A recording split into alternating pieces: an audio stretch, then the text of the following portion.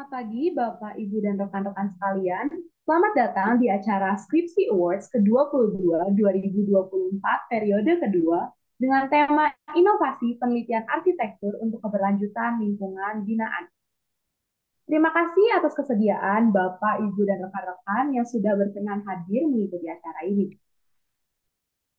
Skripsi Awards adalah acara rutin yang diselenggarakan setiap semester oleh Program Studi Sarjana Arsitektur, jurusan Arsitektur, Fakultas Teknik Universitas Katolik Parayangan. Kegiatan ini bertujuan untuk memberikan penghargaan kepada mahasiswa peserta mata kuliah skripsi semester sebelumnya yang memperoleh nilai terbaik dengan memberikan kesempatan bagi mereka untuk mempublikasikan hasil penelitiannya.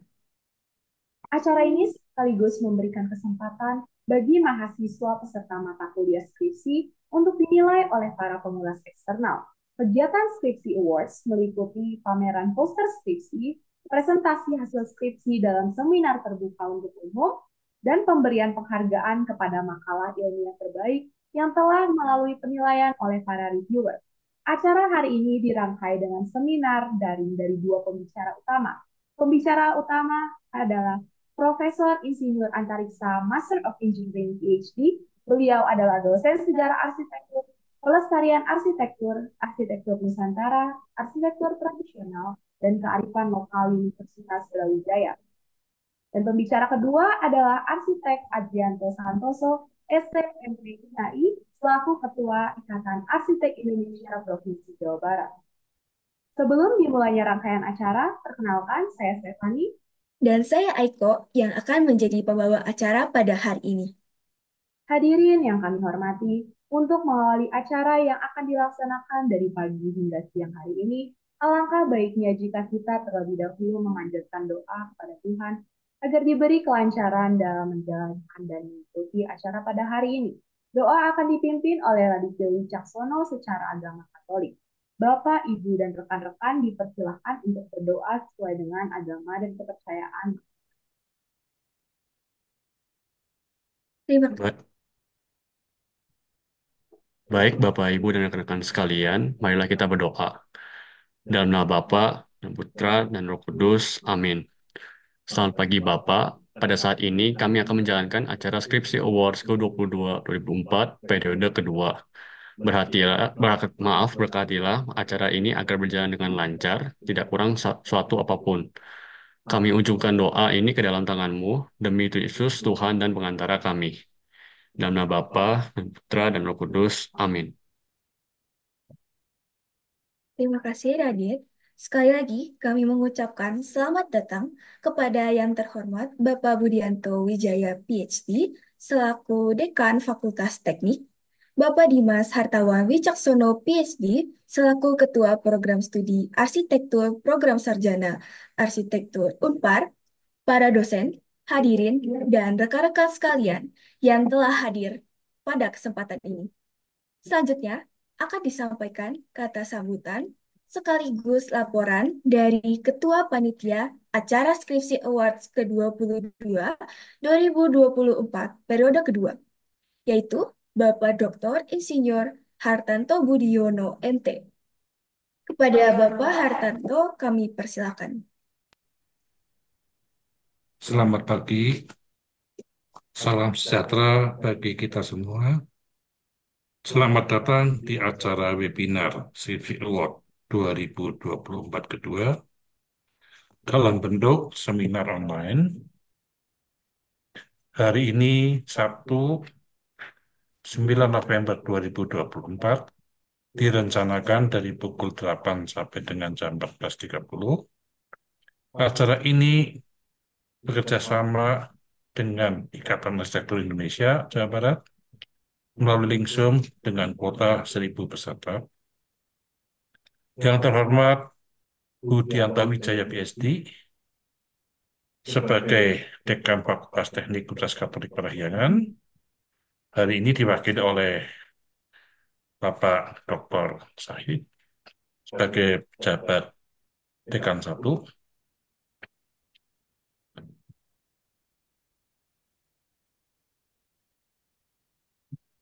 Yang terhormat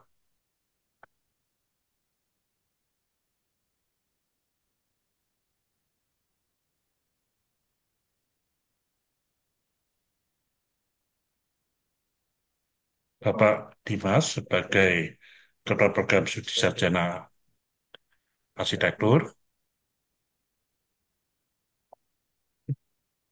kemudian yang terhormat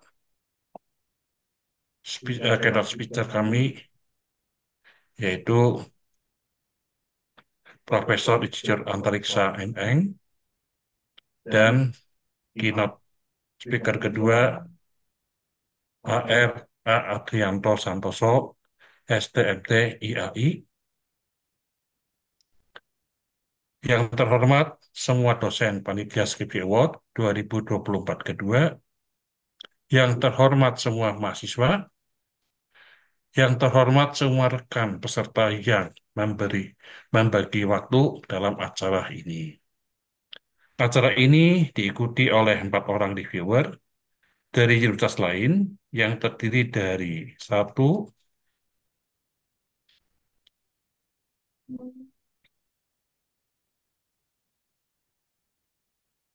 Dr. Insinyur AR Rudi Trisno MTIAI HDII sebagai dari Program Studi Arsitektur Universitas Tarumanegara, yang terhormat Profesor Insinyur Toto Rusmanto MN, Program Ilmu Sosial UIN Wali Songo, yang terhormat Indah Widya Studi STMT PhD, Program Studi Arsitektur Institut Teknologi Bandung, yang terhormat Profesor Dr. Insinyur Suryamanto Wono Raharjo MT, Program Studi Arsitektur Institut Teknologi Bandung. Yang terhormat rekan-rekan sejumlah peserta yang 56 yang akan mempresentasikan hari ini sebagai kandidat sarjana, minggu depan lagi sebagai sarjana pelantikannya, yang akan mempresentasikan. Acara presentasi dibagi dalam 4 ruang, dan mohon para peserta untuk masuk ke ruang tersebut untuk menyaksikan presentasi kami. Yang meliputi ruang 1 adalah studi budaya, ruang 2 adalah studi makna, ruang 3 adalah studi performa bangunan, ruang 4 adalah studi kota. Setelah selesai paparan para presentasi, ulasan para reviewer dan masukan-masukan dari para peserta, maka kita akan kembali ke ruang utama untuk menyaksikan penentuan para pemenang dari presentasi tersebut. Para reviewer akan menilai dan memberikan nominasi yang meliputi nominasi dalam hal konten, dilihat dari kebaruan, originalitas, bermakna, dan menarik. Nominasi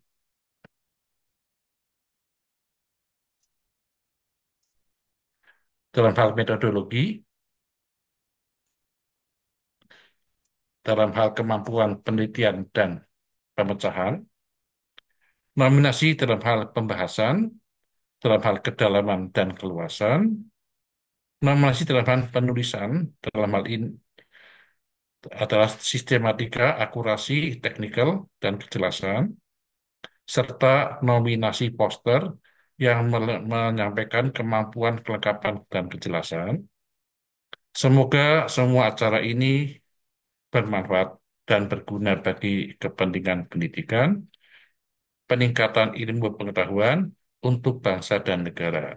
Selamat berkarya, waktu dan tempat saya kembalikan ke MC. Terima kasih Bapak Hartanto Budiowono atas laporan yang telah disampaikan sebagai Ketua Panitia.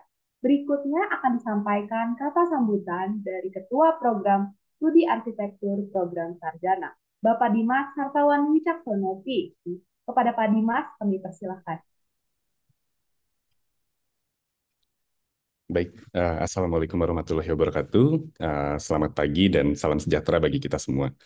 Sebelumnya, selamat pagi juga kepada Bapak Deputi Dekan 1 Fakultas Teknik, Bapak Sahid, Lalu saya juga perlu menyampaikan salam dan terima kasih saya kepada terutama pembicara utama kita hari ini, ada Prof. Antariksa dan sahabat saya Bung Adrianto Santoso, selamat pagi.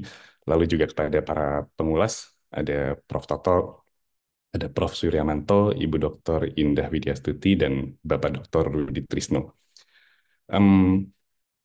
Saya selalu melihat Skripsi Award sebagai perayaan pencapaian akademik, sekaligus untuk juga memperkuat semangat inovasi dan kreativitas dalam bidang kita, dalam bidang arsitektur. Jadi ini bukan hanya sekedar ajang penghargaan, tapi juga sebuah platform penting yang memberi ruang bagi mahasiswa untuk mengekspresikan ide-ide dan membagikan hasil penelitian yang telah mereka lakukan.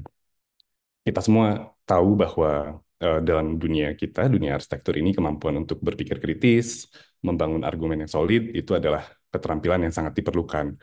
Jadi melalui presentasi karya ilmiah ini, para mahasiswa itu tidak hanya menunjukkan hasil kerja keras, refleksi dari malam-malam tanpa tidur, tapi juga kesempatan untuk menerima feedback, umpan balik yang berharga dari para pengulas. Kami sangat berterima kasih kepada para anggota panel pengulas atas waktu dan pengetahuan yang akan dibagikan, yang tentunya akan memperkaya pengalaman kita semua. Terakhir tentu saya ingin mengucapkan terima kasih kepada seluruh dosen panitia dan semua unit yang telah bekerja keras untuk menyelenggarakan acara ini. Acaranya rapi sekali, luar biasa. Tanpa dukungan dan kerjasama dari Anda semua, acara ini tidak mungkin terwujud. Terakhir, saya ingin ajak kita semua untuk terus berkolaborasi untuk menciptakan lebih banyak kesempatan bagi mahasiswa dan memperkuat kontribusi program studi kita dalam dunia pendidikan dan praktik arsitektur di Indonesia. Untuk semua peserta, terima kasih sudah hadir. Selamat mengikuti acara Skripsi Awards ini. Semoga ini jadi pengalaman berharga bagi kita semua dan terus memotivasi kita semua untuk terus berkarya dan berinovasi. Terakhir, salam hangat dari saya dan selamat berskripsi Awards. Selamat pagi. Terima kasih kepada Bapak Dimas Hartawan Wicaksono, PhD. Berikutnya akan disampaikan kata sambutan dari Wakil Dekan Fakultas Teknik kepada Bapak Dr. Sahid, STMT. Kami persilakan. Bapak dan Ibu, rekan mahasiswa semuanya, selamat pagi, salam sehat dan sejahtera untuk kita semuanya. Pertama-tama, izinkan saya menyampaikan permohonan maaf yang sebesar-besarnya karena Pak Dekan tidak bisa hadir pada kesempatan pagi ini, karena pada saat yang bersamaan kebetulan beliau bertugas untuk wisuda program profesi insinyur yang dilaksanakan di pagi hari ini. Kedua, izinkan saya untuk menyampaikan sambutan yang sudah ditulis oleh beliau. Salam sejahtera bagi Ibu dan Bapak sekalian yang saya hormati Ketua Ikatan Arsitek Indonesia Provinsi Jawa Barat, Ketua Program Studi Sarjana Arsitektur, Ketua Acara Skripsi Award 22, para pembicara, moderator, para pengulas, Bapak Ibu dosen, dan mahasiswa arsitektur yang saya kasihi. Puji Tuhan karena atas perkenannya kita bisa berkumpul dalam acara Skripsi Award yang ke-22 dengan tema Inovasi Penelitian Arsitektur untuk Keberlanjutan Lingkungan Binaan.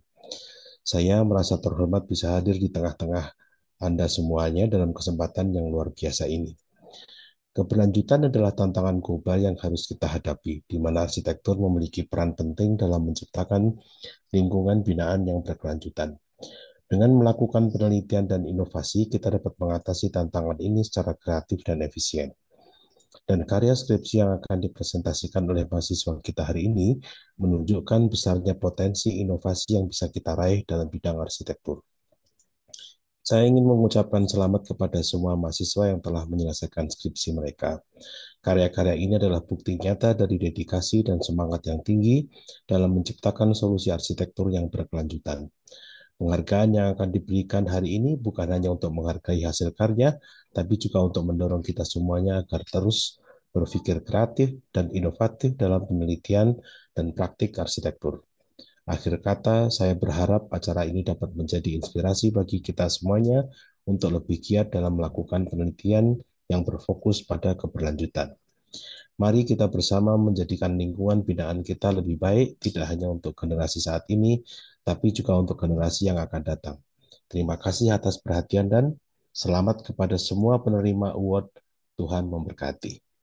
Demikian, saya kembalikan lagi kepada MC. Terima kasih. Terima kasih Pak Sahid. Berikutnya kita akan masuk pada sesi seminar daring dari dua pembicara utama kita dengan tema inovasi penelitian arsitektur untuk keberlanjutan lingkungan binaan. Kami serahkan acara selanjutnya kepada Bapak Dr. Insinyur Baktiar Fauzi MT yang akan menjadi moderator pertama dan mendampingi Profesor Insinyur Antariksa Master of Engineering PhD. Pada Pak Baktiar kami persilahkan. Baik, terima kasih, Saudara Stefani. Yang kami hormati, Bapak, Ibu, Saudara-saudari, peserta Skripsi Award 2022 yang budiman. Selamat pagi. Assalamualaikum warahmatullahi wabarakatuh. Salam sejahtera bagi kita semua. Seminar daring ini mengangkat tema inovasi penelitian arsitektur untuk keberlanjutan lingkungan binaan. Sebelum dimulai paparan oleh keynote speech 1 yang akan disampaikan oleh Profesor Insinyur Antariksa Master of Engineering PhD dengan judul Lingkungan Binaan sebagai Objek Keberlanjutan dalam Inovasi Penelitian Arsitektur. Bersama ini kami sampaikan kurikulum vitae Profesor Insinyur Antariksa Master of Engineering PhD, lahir di Yogyakarta pada tanggal 14 September 1957, jabatan guru besar di Program Studi Arsitektur, Departemen Arsitektur, Fakultas Teknik, Universitas Brawijaya, bidang keahlian, sejarah dan pelestarian arsitektur. Pendidikan tahun 1983, lulus sarjana teknik arsitektur, Fakultas Teknik, Gajah Mada. Tahun 1992, lulus Master of Engineering dari Department of Architecture and Design, Faculty of Engineering and Design, Kyoto Institute of Technology. Tahun 1996, lulus Doctor of Philosophy in Architecture dari Department of Architecture and Design, Faculty of Engineering and Design, Kyoto Institute of Technology. Pekerjaan tahun 1985 sampai sekarang sebagai staf pengajar jurusan arsitektur Fakultas Teknik Universitas Brawijaya. Tahun 1999 sampai 2003 sebagai sekretaris jurusan arsitektur Fakultas Teknik Universitas Brawijaya. Tahun 2023-2027 sebagai Ketua Jurusan Arsitektur Fakultas Teknik Universitas Brawijaya. Tahun 2009 sampai 2017 sebagai Ketua Program Studi Magister Arsitektur Lingkungan Binaan Fakultas Teknik Universitas Brawijaya. Untuk itu kami mohon perkenan Profesor Antariksa PhD selaku keynote speech 1 untuk menyampaikan paparannya. Silakan, Prof. Pak Batiar, Ibu Bapak yang saya hormati dan hadirin, Assalamualaikum warahmatullahi wabarakatuh. Selamat pagi, salam sejahtera untuk kita semua. Yang pertama saya ingin mencoba sharing sesuai apa yang telah diberikan oleh panitia kepada saya yang berkaitan dengan lingkungan binaan sebagai objek inovasi dan keberlanjutan dalam penelitian arsitektur. Izinkan saya untuk share screen.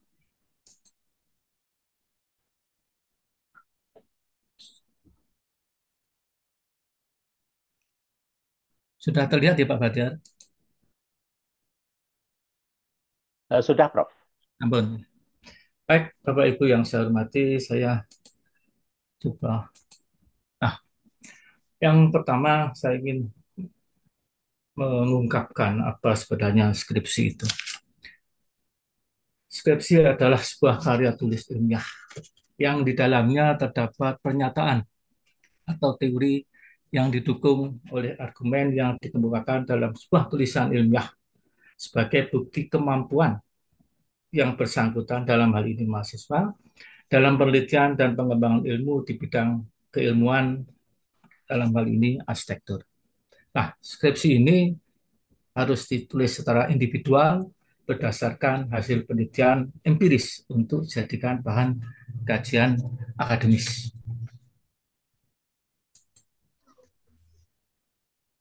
Arsitektur sendiri itu sepertinya ada di simpang jalan.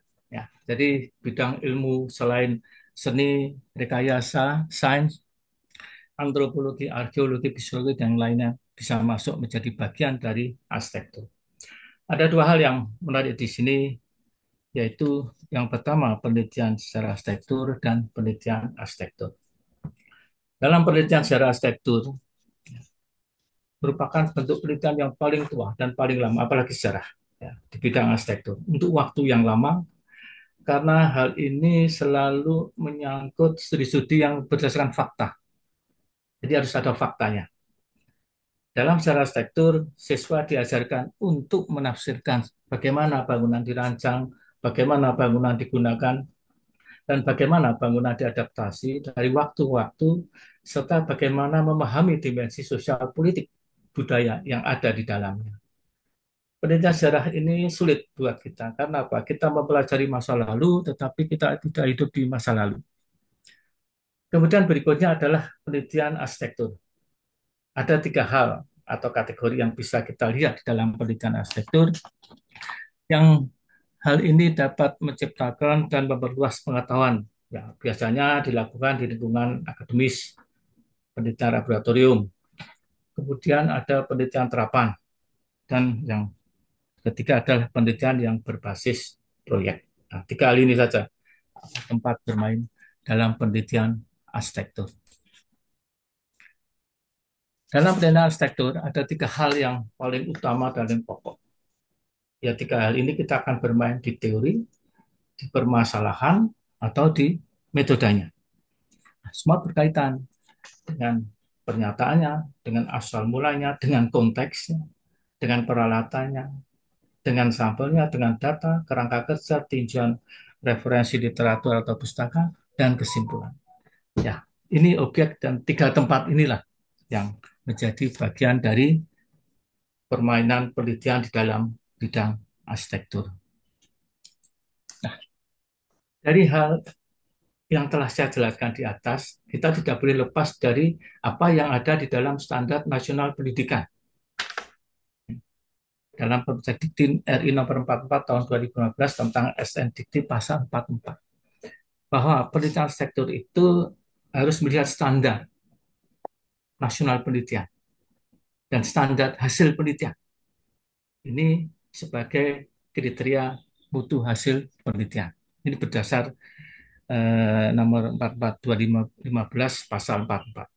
Di dalamnya dikatakan hasil penelitian harus diarahkan untuk mengembangkan ilmu pengetahuan dan teknologi. Harus mengarah pada tercapainya capaian pembelajaran lulusan, dalam hal ini mahasiswa, serta memenuhi ketentuan dan peraturan perguruan tinggi. Dihasilkan memenuhi kaidah dan metode ilmiah secara sistematis sesuai otonomi, keilmuan, dan budaya akademik yang ada di perguruan tinggi tersebut. Nah, selanjutnya, ya wajib disebarluaskan dengan cara entah diseminarkan, mau dipublikasikan, atau dipatenkan, atau dengan cara yang lain, agar apa yang telah dilakukan ini bisa tersampaikan hasil penelitiannya kepada masyarakat. Jadi dalam ASN ini disebutkan seperti itu. Jadi apapun yang kita pelajari yang di atas tadi, ya mau tidak mau kita harus mengikuti standar nasional pendidikan Indonesia ini. Lalu bagaimana dengan standar isi penelitian sesuai dengan Permendikti nomor 44 tahun 2015 SNDikti pasal 45? Yaitu berisi mengenai kriteria minimal tentang kedalaman dan keluasan materi penelitian, meliputi materi penelitian dasar, penelitian terapan yang harus berorientasi pada luaran penelitian, yang berupa penjelasan dan penemuan untuk mengantisipasi suatu gejala fenomena kaidah model ataupun postulat baru. Ada di dalam standar isi penelitian. Nah, kemudian harus berorientasi pada luaran dan inovasi serta pengembangan ilmu pengetahuan teknologi bermanfaat bagi masyarakat dan dunia usaha atau industri. Materinya mencakup materi kajian khusus untuk kepentingan nasional maupun prinsip-prinsip kemanfaat kemutakhiran yang mengantisipasi kebutuhan masa mendatang. Ya, jadi selain dua hal tadi pertama kita awali, ya kita harus memperhatikan hal ini dalam perkembangannya.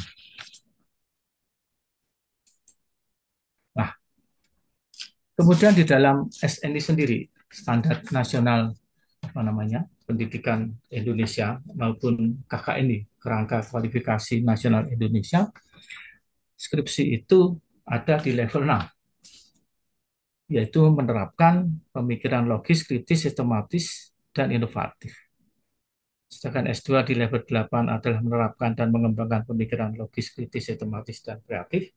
Sedang yang S3 di level 9 adalah menerapkan, mengembangkan, dan menemukan teori konsep gagasan ilmiah.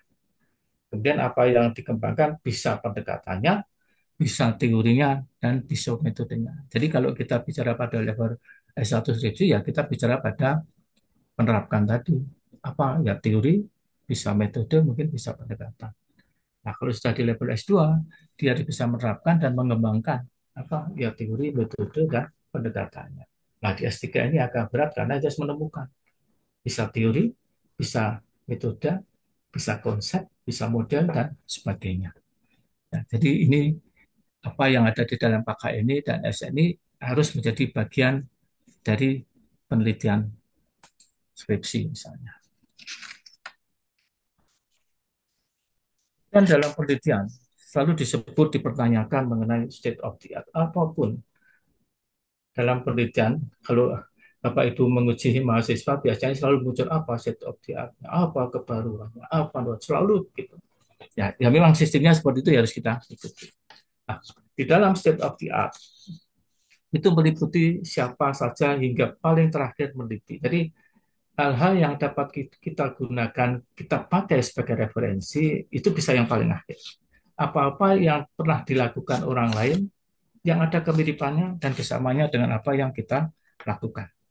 Ya, bisa juga yang di lapangan. Apa masalahnya, apa teori metode pendekatannya, dan dengan hasil apa. Atau langkah terbaru dari paling canggih dari teknologi misalnya, seni, ilmu, pengetahuan, metode penelitian, atau langkah untuk merealisasikan kebaruan dari hasil penelitian yang dilakukan itu selalu ditanyakan dalam sebuah penelitian. Biasanya seperti itu. Apa state of the art dan sebagainya. Nah, kemudian ada beberapa hal yang mungkin selalu muncul juga. Apa state of the art, apa novelty, apa research kit-nya. Apa yang membedakan dari ketiga hal ini? Nah, kalau research gap itu adalah celah atau kesenjangan yang terjadi akibat perbedaan dari data lapangan maupun penelitian yang terdahulu. Sedang novelty atau kebaruan menunjukkan bahwa penelitian tersebut memiliki nilai tambah dan berbeda dengan penelitian-penelitian sebelumnya. Sedangkan state of the art, rancangan penelitian yang terperinci dan unik dibandingkan penelitian terdahulu dan dapat dijadikan sebagai dasar penelitian yang tertuang pada latar belakang penelitian. Nah, ini harus hati-hati dalam membedakan antara state of the art, novelty, dan research gap. Ya, kemungkinan ada kemiripannya, kesamaan, tetapi dalam penjelasan-penjelasan, dalam penelitian-penelitian ke mahasiswa, memang harus berhati-hati.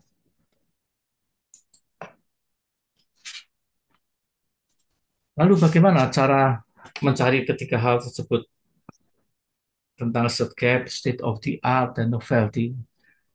Kalau novelty itu kebaruan dengan menyandingkan penelitian-penelitian yang sudah dilakukan. Sudah dilakukan itu dalam arti permasalahannya sama atau objeknya bisa sama. Tapi lebih penting, lebih pokok pada permasalahan yang sama. Supaya kita bisa tahu apa yang telah mereka lakukan dengan apa yang ingin kita lakukan. Nah, sedangkan tujuan menyandingkan ini adalah melihat apa perlu dilakukan, apa yang perlu diperbaiki, dari penelitian sebelumnya sehingga keterbaruan dari penelitian yang akan kita lakukan menjadi utuh. Kalau riset gap dapat melalui teori, theoretical, konsepnya, empiricalnya, metodologinya, praktikalnya dengan masing-masing strategi cara mengatasinya.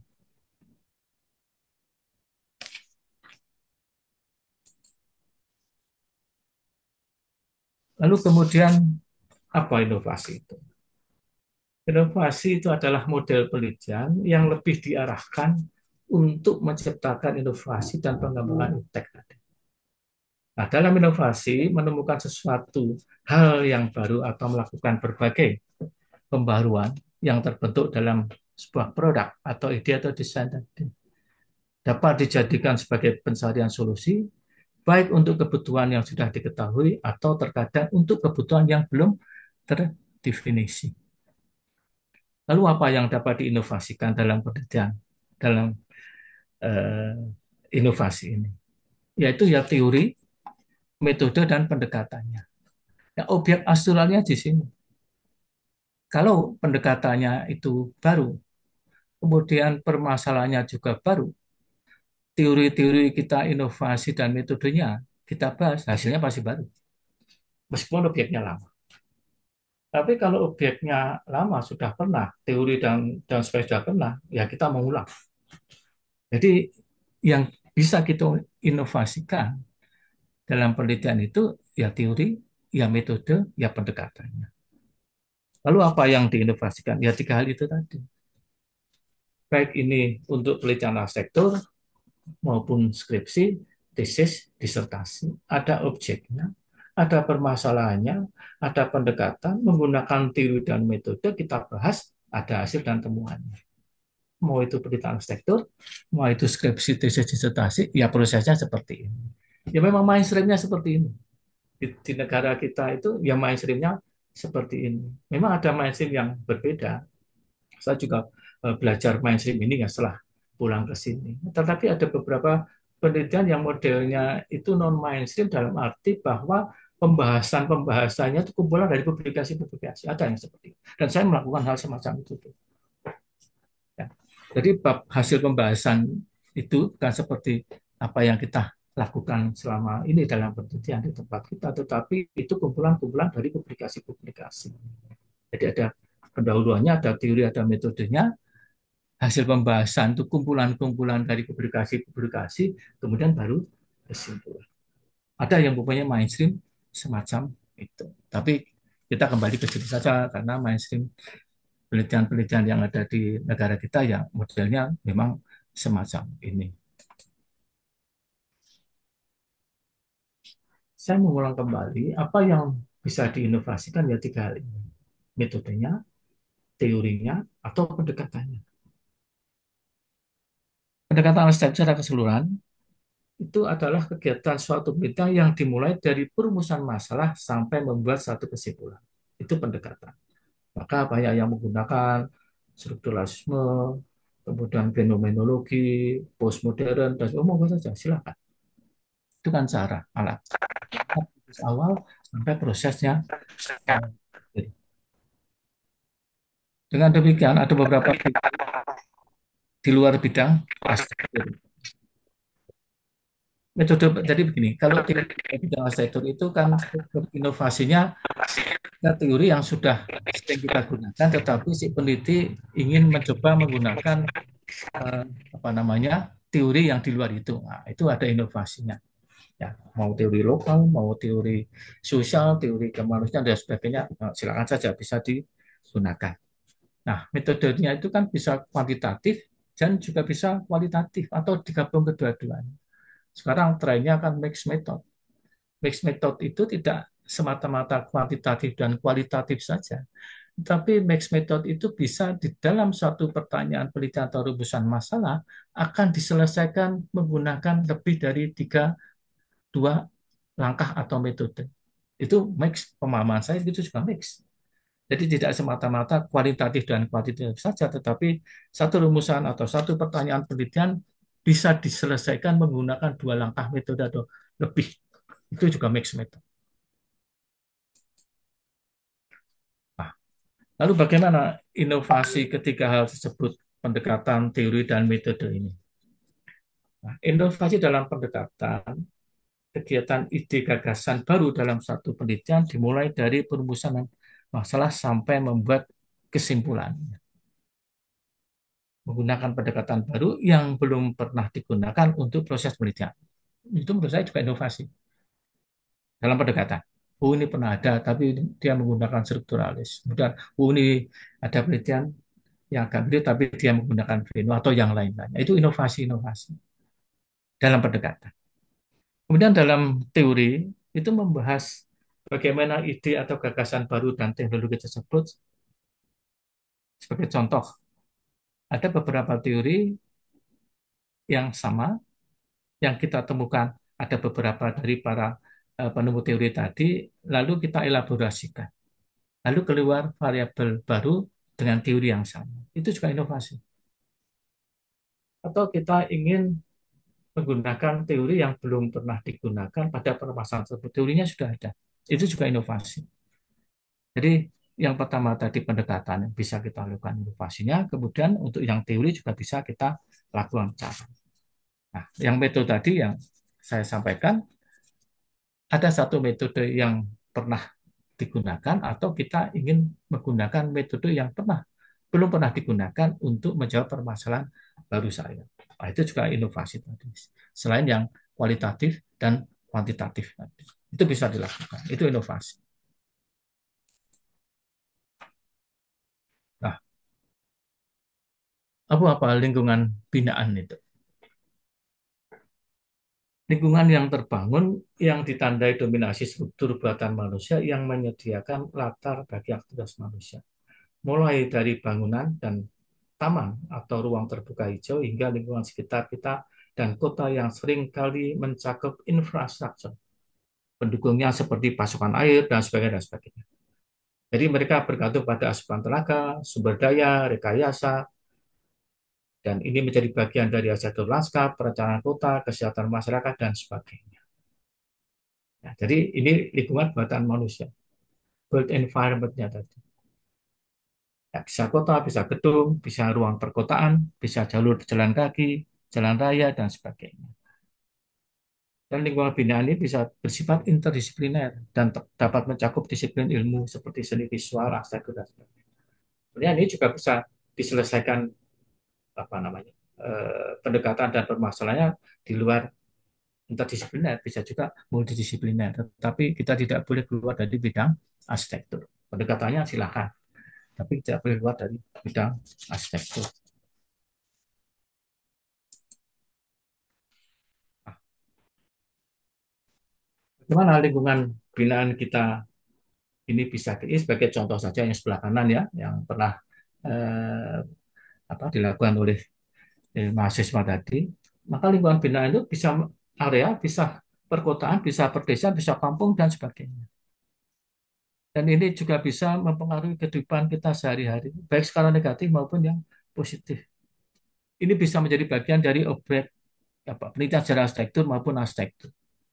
Ya kan, melingkupi dua hal tadi, pedesaan dan perkotaan. Kita bisa bicara kampung, kita bisa bicara taman kota, ruang bersama, ruang terbuka, lanskap, dan sebagainya. Nah, objek tadi, lalu ingin kita lihat apanya? Apa kita ingin melihat ruang bersamanya? Atau kita ingin melihat karakter ruang, ini sebagai contoh saja. Ruang komunalnya, bisa dinamika lanskapnya, bisa kosmologi ruangnya, bisa kosmologi spasial itu, dan sebagainya. Objeknya itu kan, ya kampung, ya pemukiman. Nah, tinggal permasalahannya apa yang ingin kita cari dari objek-objek tadi. Objeknya tetap nggak akan pergi kemana-mana dan selalu ada di tempat itu. Nah, yang kanan ini contohnya saja. Nah, kemudian objek dari lingkungan binaan. Nah, ini ada arsitektur Nusantara, tradisional, nanti di akhir akan saya menjelaskan agak detail yang tiga hal ini. Nah, bisa karya-karya arsitektur, bisa saja. Ada studi beberapa itu tentang karya arsitektur. Ini kebetulan ada studi, dia studi tentang karya almarhum Eko Prawoto. Ada juga pernah saya lihat karya dari siapa itu, Romo Mangun dan sebagainya. Bisa saja, silakan. Itu kan juga objek lingkungan binaan. atau kita melihat pada arsitektur bangunan. Jadi objek lingkungan binaan itu ya bisa arsitektur yang lalu Nusantara terajar vernakular, bisa karya arsitektur, bisa arsitektur bangunannya. Nah, akan dilihat apanya? Apa kita ingin melihat aspek gendernya, misalnya, sebagai contoh. Atau kita ingin melihat konstruksi sambungannya, atau ekspresi tektonikanya, atau topologi fasad, morfologi komposisi elemennya, geometri pintu, bisa saja. Yang sebelah kanan ini contoh. Jadi ada hal yang bisa kita lihat objeknya, karena di arsitektur ya faktanya ada. Ya, tidak bisa imajiner, tidak bisa fiktif, dan terlalu filosofis. Jadi tidak apa ya, tidak bisa. Harus bisa kita gambar dinah tanpa potongan lingkungan kawasan dan sebagainya. Karena kita di uh, arsitektur. Nah, kemudian apa kaitannya dengan sejarah tadi? Nah, sumber dayanya ya bangunan tadi, bangunan lama, bangunan bersejarah, kota bersejarah, bisa juga dipakai untuk studi pelestarian dan sebagainya. Nah, ini objek-objeknya. Objeknya kebanyakan bangunan-bangunan lama, tinggalan Hindia Belanda. Tidak hanya tinggalan Hindia Belanda, bangunan-bangunan yang atas sebelum saya jelaskan tadi bisa dilihat juga pada aspek-aspek pelestarian. Kebanyakan yang dilakukan para mahasiswa itu bangunan-bangunan tinggalan masa Hindia Belanda tadi yang menjadi objek lingkungan binaannya. Lalu apa keberlanjutan itu? Karena sekarang baru tren kan, sedikit-sedikit keberlanjutan, sedikit-sedikit keberlanjutan. Apa pun dijadikan keberlanjutan. Keberlanjutan adalah tujuan sosial agar manusia dapat hidup berdampingan di bumi dalam jangka waktu yang lama. Ini statement yang umumnya seperti itu.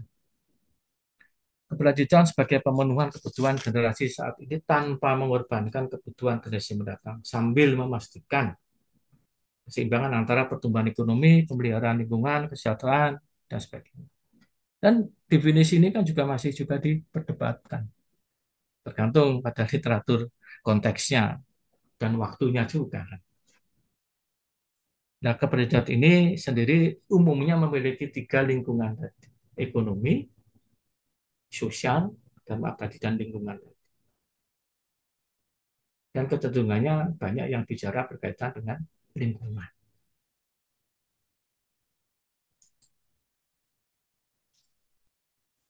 Ada 4 pilar sebenarnya dalam keberlanjutan tadi, yaitu ekonomi, keberlanjutan sosial, keberlanjutan manusia, dan keberlanjutan lingkungan. Nah, istilah ini memang digunakan sangat luas untuk menunjukkan program, inisiatif, tindakan yang bertujuan untuk melestarikan sumber daya tertentu. Dengan demikian akan dilestarikan ya bisa manusianya, bisa ekonominya, bisa lingkungan, bisa sosialnya. 4 pilar, selalu bicara 4 pilar. Keberlanjutan manusianya, sosialnya, lingkungannya, ekonominya, ya agar manusianya bisa bertahan.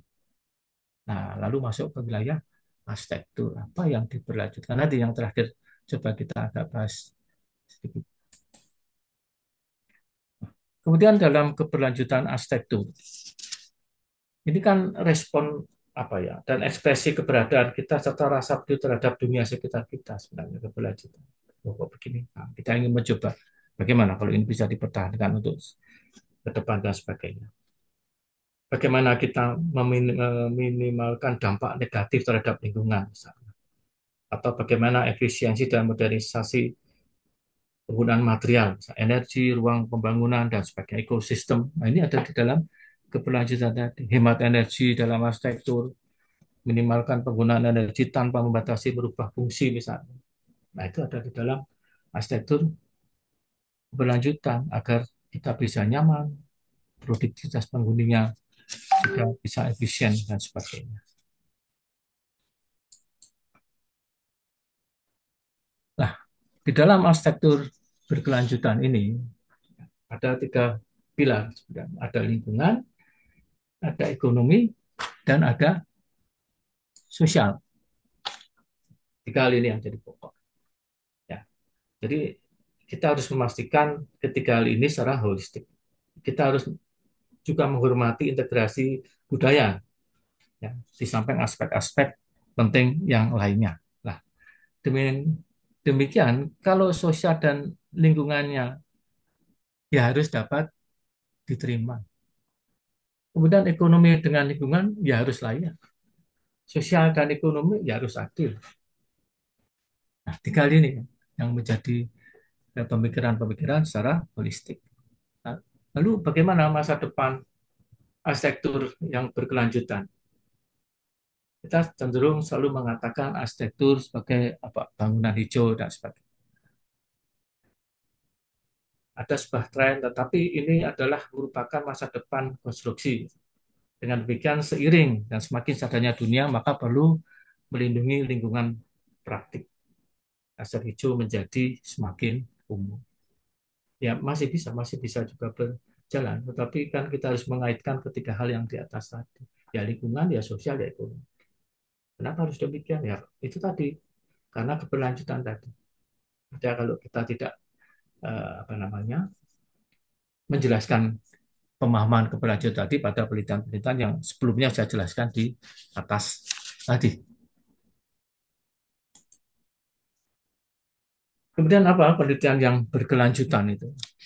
Adalah penelitian yang secara eksplisit membahas konsep keberlanjutan, memajukan pemahaman tentang saling tergantung sistem ekologi dan sosial ekonomi, atau memiliki fokus utama dan eksplisit pada tantangan keberlanjutan tadi. Tujuannya apa? Ya, bagaimana kita bisa memahami, memastikan kesejahteraan generasi berikutnya. Ini tujuan utama dalam penelitian keberlanjutan, sama dengan yang di atas tadi. Harus memberikan kesejahteraan bagi masyarakat. Lalu kalau ini kita kembangkan sebagai penelitian berkelanjutan, ya didefinisikan sebagai jenis penelitian yang fokusnya pada diri, tujuan mengembangkan, memperluas, dan menggali lebih jauh atas sebuah teori dalam disiplin ilmu tertentu. Ini dalam aspek keberlanjutan dalam penelitian.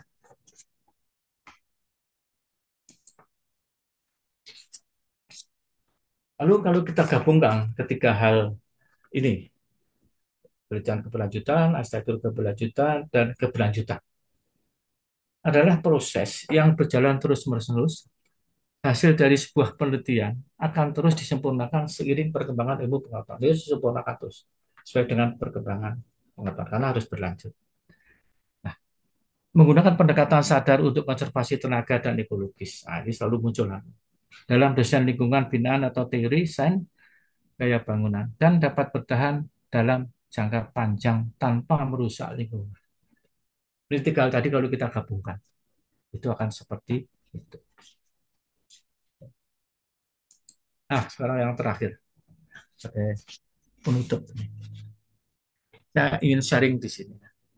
Ada tiga hal yang sering kita gunakan, kita pakai. Mungkin pemikiran kita agak berbeda nanti, ya mohon maaf tadi. Lingkungan binaan yang ingin saya jadikan contoh di sini adalah yang arsitektur Nusantara tradisional dan vernakular. Kenapa tiga nama saya munculkan? Ya ini kan masih jadi perdebatan, pemahaman pengertiannya. Ada yang suka dengan arsitektur Nusantara, ada yang suka dengan tradisional, ada yang suka vernakular. Ya silakan saja. Ini kan hanya penamaan menurut pemahaman saya. Objeknya tetap, barangnya itu tetap.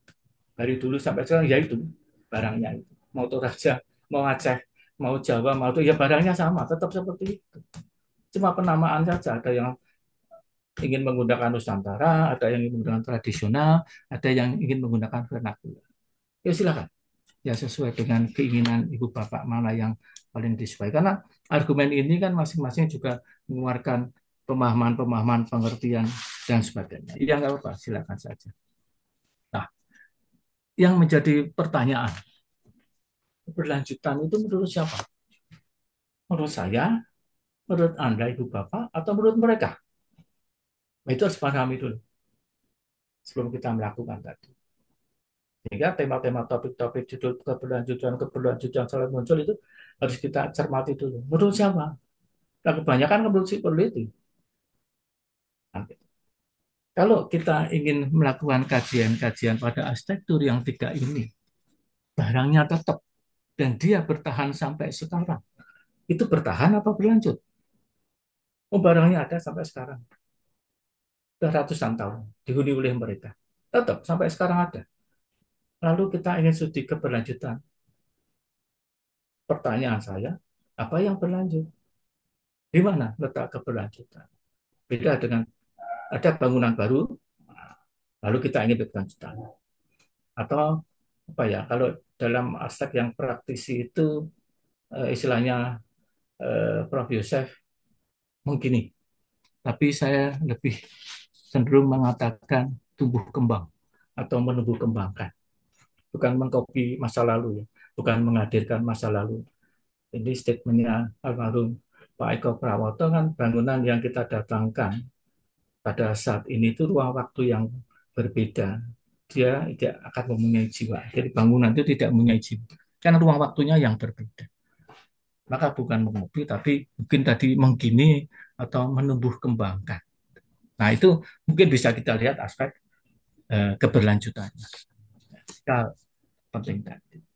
Nah, kalau kita ingin mempelajari tentang keberlanjutan, dari tiga, maaf ya saya mengambil contoh tiga ini, saya tidak ambil contoh yang lain, tiga contoh ini ya, karena ini sering digunakan oleh para peneliti, para mahasiswa, dan dosen juga istilah-istilah ini. Kalau kita ingin belajar tentang kebertahanan atau sustainable, ya pelajari kearifannya, gotong royongnya, kepemurahannya, kasih sayang, saling menghargai, kebahagiaan, semua itu pelajari. Itu dasar, prinsip dasarnya itu di situ untuk bertahan dan berlanjut. Itu prinsip dasar untuk sektor Nusantara tradisional dan vernakular. Sehingga kita harus berhati-hati kalau menggunakan istilah keberlanjutan atau kebertahanan. Kalau yang lama bertahan sampai sekarang, ya dia kan bertahan. Kenapa dia bisa bertahan? Nah, tanya pada yang saya belit-belitin di kelilingin itu. Karena itu bisa berlanjut, ya pasti bertahan. Terutama kearifan. Ini yang menjadi dasar. Jadi begini, tidak semata-mata kita melihat tektonikanya, semata-mata melihat ekspresi fisik struktur konstruksinya, atau sesuatu hal yang itu bisa ada karena ini. Maksud saya seperti itu. Jadi hal ini juga menarik dan penting untuk dipelajari. Kalau ini dia bisa bertahan, ya pasti akan berlanjut. Tapi kalau hal ini berubah, ya pasti akan menjadi perubahan. Nah, kalau mempelajari tentang keberlanjutan, ya pelajari yang telah berubah tadi. Ada yang berlanjut, ada yang tidak. Mereka sudah merasa nyaman tinggal di tempat itu. Ya, jadi ini menjadi prinsip dasar dari arsitektur, apa itu Nusantara, tradisional vernakuler sebagai sustainable arsitektur. Baik, terima kasih. Itu yang bisa saya sampaikan. Mohon maaf. Baik, terima kasih, Prof. Kami aturkan terima kasih tak terhingga. Kami sampaikan kepada Profesor Insinyur Antariksa, Master of Engineering PhD, selaku pembicara utama yang telah menyampaikan paparannya. Untuk itu, kami kembalikan kepada MC, Stefani, dan Aiko untuk acara berikutnya. Terima kasih dan salam. Terima kasih kepada Profesor Insinyur Antariksa, Master of Engineering PhD, yang telah memaparkan materi, dan juga terima kasih kepada Bapak Baktiar sebagai moderator. Selanjutnya, kita akan mendengarkan pemaparan materi dari pembicara kedua, yaitu Arsitek Adrianto Santoso, STMTIA. Kami serahkan acara selanjutnya kepada Ibu Dr. Nancy Yusnita Nugroho, STMT, yang akan menjadi moderator mendampingi Pak Adrianto. Kepada Bu Nancy, kami persilakan. Baik, terima kasih MC. Selamat pagi Bapak, Ibu, para mahasiswa, para hadirin sekalian. Selamat pagi Pak Adrianto. Selamat pagi, Bu Nancy. Pak. Baik, kita akan masuk ke sesi presentasi dari Bapak, ya, dari pembicara kunci kita yang kedua, yaitu Ketua IAI Provinsi Jawa Barat, Arsitek Adrianto Santoso, IAI. Saya akan membacakan terlebih dahulu kurikulum vitae dari Pak Adrianto. Arsitek Adrianto Santoso, STMTIAI, adalah seorang arsitek dan urban designer yang berpengalaman. Beliau lulus pendidikan arsitektur dan mendapatkan gelar sarjana teknik dari jurusan Arsitektur Universitas Katolik Parahyangan pada tahun 2006, kemudian melanjutkan pendidikan pasca sarjana di Institut Teknologi Bandung dan mendapatkan gelar Magister Perancangan Kota pada tahun 2009. Perjalanan di IAI, Ikatan Arsitek Indonesia, diawali pada tahun 2015 sebagai anggota profesional IAI, kemudian tahun 2018 terjun sebagai pengurus, dan tahun 2021 dipercaya sebagai wakil ketua IAI. Kini beliau menjabat sebagai Ketua Ikatan Arsitek Indonesia Provinsi Jawa Barat untuk periode yang kedua. Selain sebagai arsitek dengan STRA utama pada pada Ikatan Arsitek Indonesia, Arsitek Adrianto Santoso juga adalah deklarator dari Ikatan Ahli Rancang Kota Indonesia dan menjadi anggota sejak tahun 2019 hingga sekarang. Di bidang profesional, Pak Adrianto kini menjabat sebagai Presiden Direktur PT Pusat Studi Urban Design yang banyak berkecimpung dalam berbagai proyek di Bandung dan Jakarta, menangani proyek dan riset yang berkaitan dengan kebijakan publik dan perencanaan master plan di berbagai area kota di Indonesia, serta memimpin proyek-proyek skala medium hingga besar. Ketertarikan dalam bidang urban design diawali di Laboratorium Arsitektur Kota dan Desain Kota Universitas Katolik Parahyangan sebagai peneliti dan surveyor, kemudian berlanjut di PT LAPI ITB mulai 2011 hingga sekarang. Beberapa pekerjaan yang pernah ditangani dari tahun 2014 hingga kini adalah sebagai tenaga ahli di PT MRT Jakarta, tenaga ahli di Dinas Cipta Karya Tata Ruang dan Pertanahan Provinsi DKI Jakarta, ahli perencanaan arsitektur dan fasilitas di Rumah Sakit Umum Pusat Persahabatan, ahli perencanaan kota di Badan Pengembangan Infrastruktur Wilayah Kementerian PUPR, dosen di BPSDM Kementerian PUPR, dan dosen di Pendidikan Profesi Arsitek atau PPAR Universitas Katolik Parahyangan. Demikian CV dari Bapak Adrianto Santoso. Kami persilahkan Pak Adrianto untuk memaparkan materi seminar yang berjudul Recontextualize Urban Space. Silakan Pak Adri. Baik, terima kasih Bu Nancy atas perkenalannya. Assalamualaikum warahmatullahi wabarakatuh. Selamat pagi, salam sejahtera untuk kita semua. Bapak Ibu yang saya hormati, perwakilan dari Dekanat Pak Budianto, Pak Sahid, kemudian juga dari jurusan Pak Dimas, Bapak Ibu dosen yang saya hormati, Universitas Katolik Parahyangan, Prof. Antariksa, dan juga Bapak Ibu panelis di pengulas di pagi hari ini, dan juga rekan-rekan peserta Skripsi Awards yang berbahagia. Semangat pagi dan selamat pagi bagi kita semua. Saya akan menceritakan sedikit tentang bagaimana kita melihat bahwa lingkungan binaan ini bisa dilihat secara berkelanjutan dengan bagaimana kita menilai signifikansi sebuah ruang kota dan dipandu secara nyata, karena kita yakin bahwa pelaksana dari pembangunan itu akan sangat beragam pihaknya, begitu ya. Untuk itu kita perlu sebuah penyamaan ataupun persepsi yang kita bangun mengenai bagaimana kita merekontekstualisasi sebuah ruang kota. Arsitektur merupakan salah satu yang kita lihat sebagai pembangunan peradaban, begitu, di mana dalam sebuah proses dan produknya, baik itu dari rencana hingga perancangan, desain, konstruksi, dan struktur, ini merupakan salah satu media yang dibangun oleh berbagai macam bentuk aspek kehidupan, begitu ya, dari filosofinya, seni, kemudian bagaimana arsitektur sebagai ruang hidup dan ruang beraktivitas manusianya, dan ruang untuk bisa beradab, begitu ya, di sini melalui peradaban dan juga ilmu pengetahuan. Artinya sebetulnya arsitektur ini akan menjadi lebih luas lagi dari hanya sekedar struktur dan juga bangunan. Lingkungan binaan kita yakini ini menjadi salah satu prinsip bahwa ada kesinambungan antara lingkungan binaan yang dirangkai, dibuat oleh manusia, di-arrange untuk kebutuhan ruang hidup manusianya, bagaimana manusia itu membutuhkan adanya keinginan untuk hidup, kebutuhan hidup, dan juga nilai-nilai dalam berkehidupan, dan kemudian itu dimediasi antara ruang buatan manusia, ruang alami, dan ruang non-fisik yang melingkupinya, diantaranya adalah budaya, sosial, kebiasaan, filosofi hidup, dan lain-lain.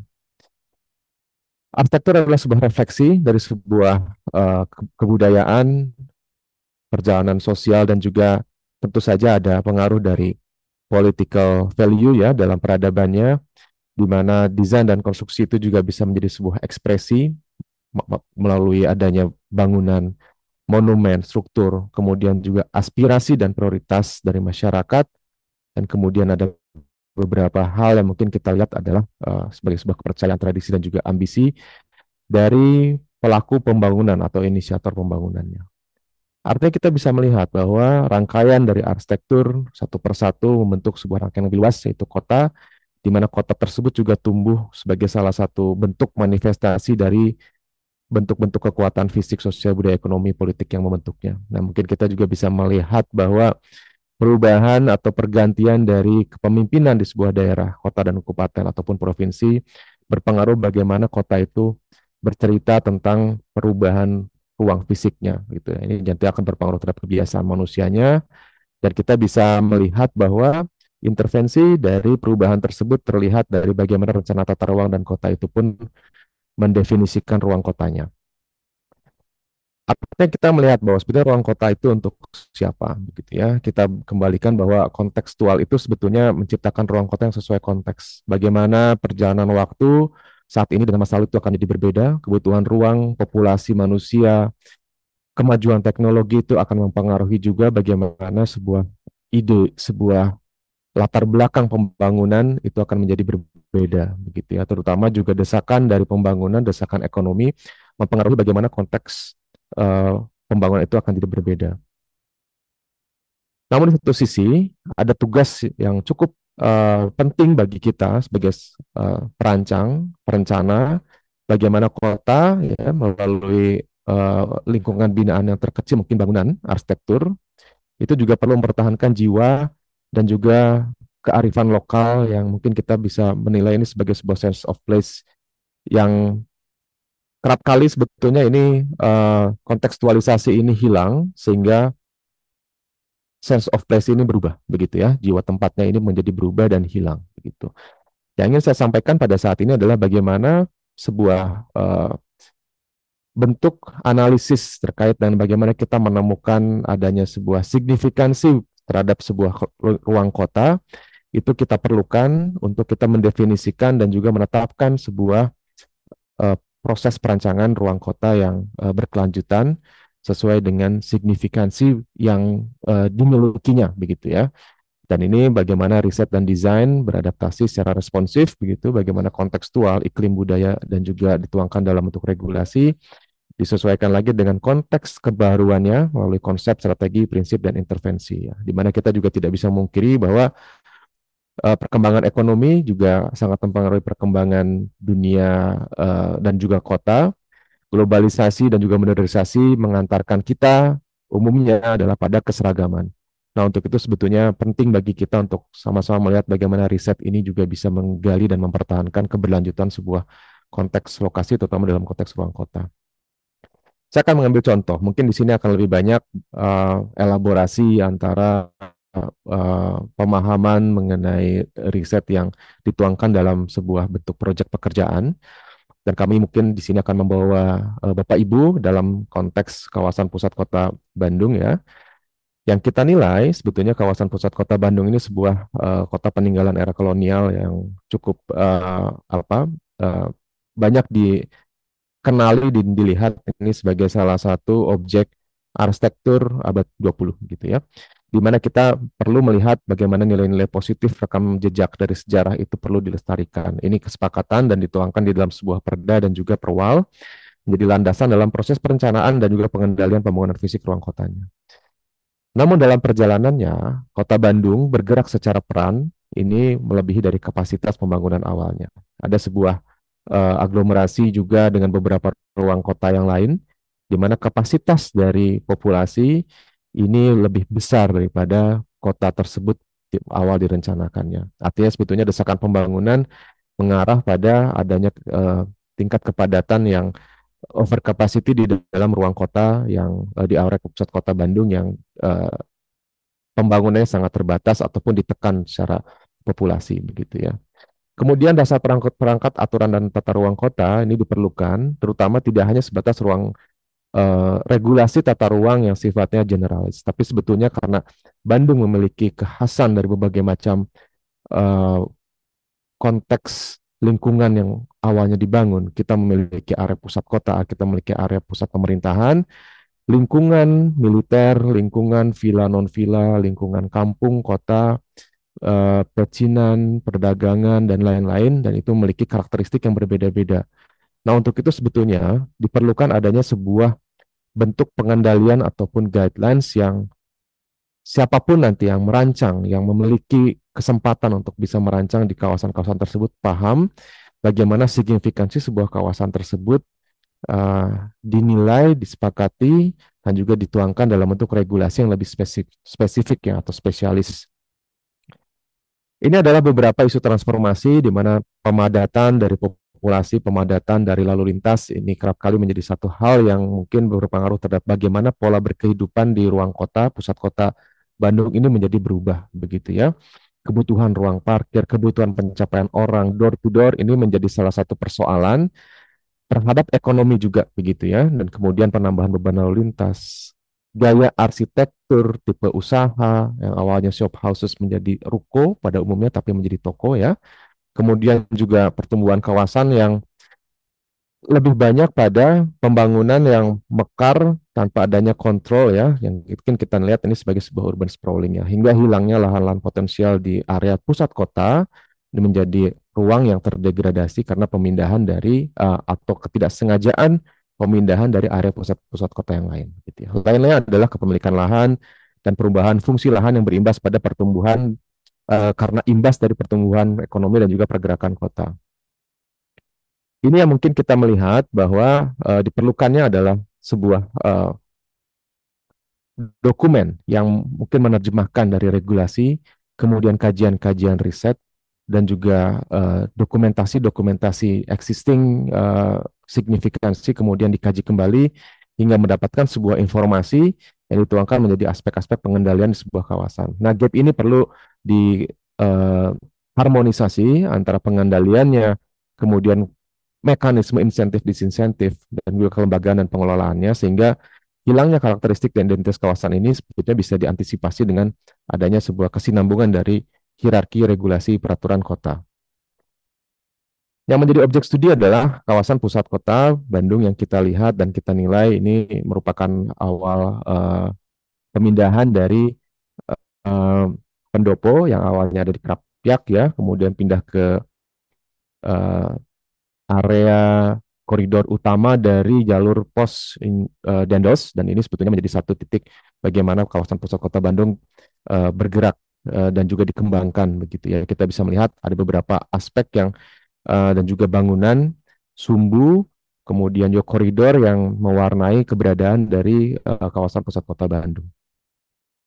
Salah satu fenomena yang kita melihat adalah bagaimana kelihatannya pemindahan dari beberapa pusat kegiatan secara tidak langsung akibat adanya kebutuhan dari ruang ekonomi baru begitu ya. Bandung bergerak ke arah utara, sekarang ke arah timur, sehingga di area pusat kota ini secara tidak langsung menjadi konsentrasi revitalisasi dengan bentuk vitalitas yang berubah ya, berbeda begitu ya, secara ekonomi maupun secara sosial dan juga budaya.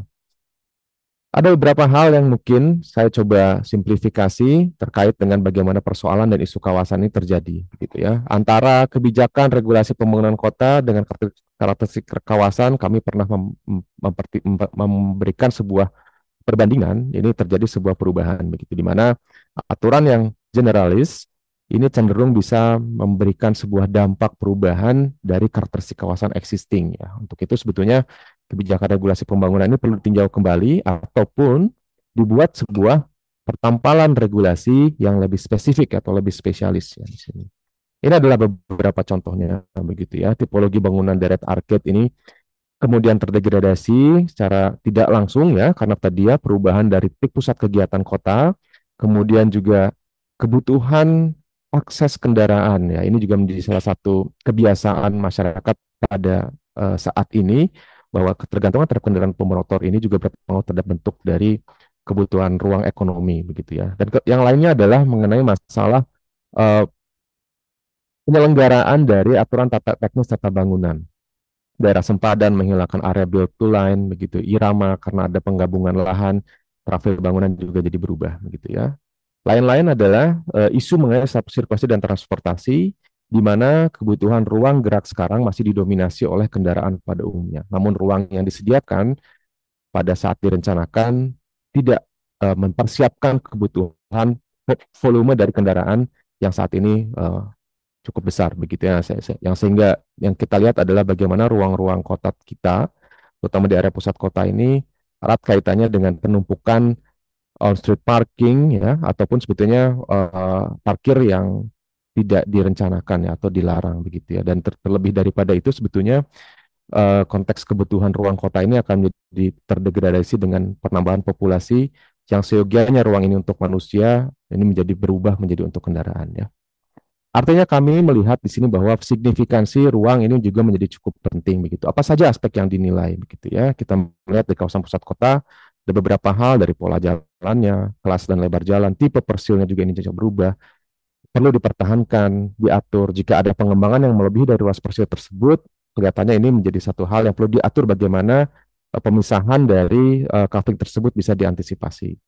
Aktivitas tengaran, ruang publik, pohon, vegetasi, berem, dan lain-lain menjadi salah satu aspek yang diatur dan juga dinilai signifikansinya dan dilihat dari bagaimana perjalanan dokumentasi dokumen lama kemudian diterjemahkan menjadi regulasi yang baru.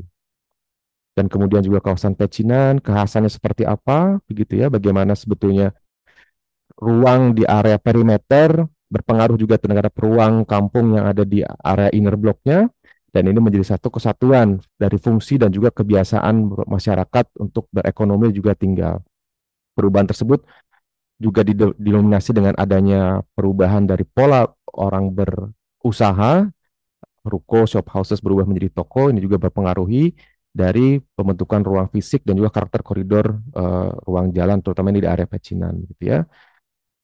Dan kemudian analisis tipologi bangunannya, kalau tadi kita melihat karakteristiknya, sekarang tipologi bangunannya apa saja mungkin yang menjadi karakteristik yang tidak harus kita melihat atau mengembangkan secara serupa dengan bangunan pada zaman awal abad 20, namun aspek apa saja yang dinilai, kekhasan, datum, irama yang dipertimbangkan ini menjadi salah satu guidelines terhadap pengembangan ruang yang baru jika pembangunan tersebut berada pada lahan yang sudah dibongkar ya atau misalnya sudah hilang bangunannya begitu. Nah, ini bagaimana infill development itu bisa juga menceritakan tentang kesinambungan antara bangunan baru dengan karakteristik koridor yang lama.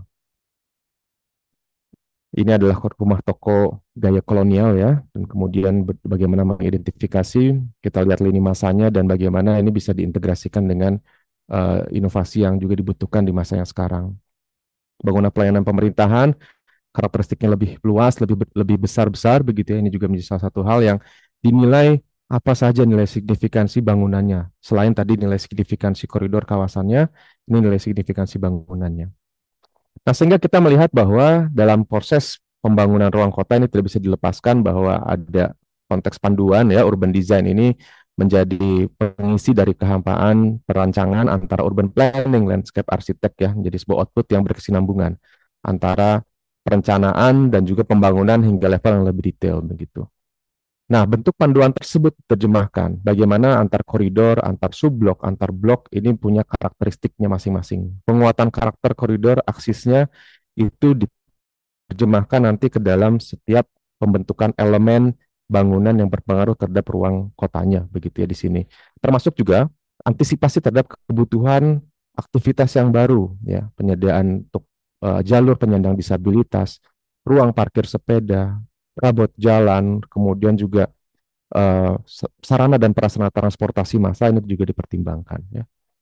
Nah, ini adalah panduan, mungkin salah satu outputnya ketika nanti arsitek melihat bahwa saya akan merancang di salah satu lahan, ada panduannya menjadi pengendalian 3 dimensional terkait dengan setiap bentuk arsitektur yang akan diberikan rekomendasi oleh tim ahli ya di Kota Bandung di sini. Ini adalah panduan saja sebetulnya, elaborasi dari arsitekturnya akan menjadi keterampilan dan juga kreativitas dari para arsiteknya. Ya. Ini juga panduan penggabungan kafling, jika ada pemilik kafling lebih dari satu, mereka cenderung menggabungkan 1 atau 2 kafling ya, di sini atau 3 lebih bahkan, Dan ini ada panduannya bagaimana mempertahankan karakteristik dari irama dari setiap kafling itu tetap terjaga. Kemudian ada panduan penggabungan kafling pada area inner block. Ini kerap kali terjadi. Dan kita melihat juga bagaimana kawasan di area inner block ini tetap mempertahankan area bagian dari perimeternya. Papan reklame juga dipertimbangkan sebagai salah satu elemen yang perlu diatur, begitu ya, karena kelihatannya juga desakan dari pembangunan ini juga terkadang membutuhkan area ruang untuk bisa menceritakan ruang usahanya ini lebih besar, lebih banyak, begitu sehingga pengendalian reklame di sebuah koridor ini akan sangat berpengaruh terhadap bagaimana ruang visual koridor itu pun terjadi.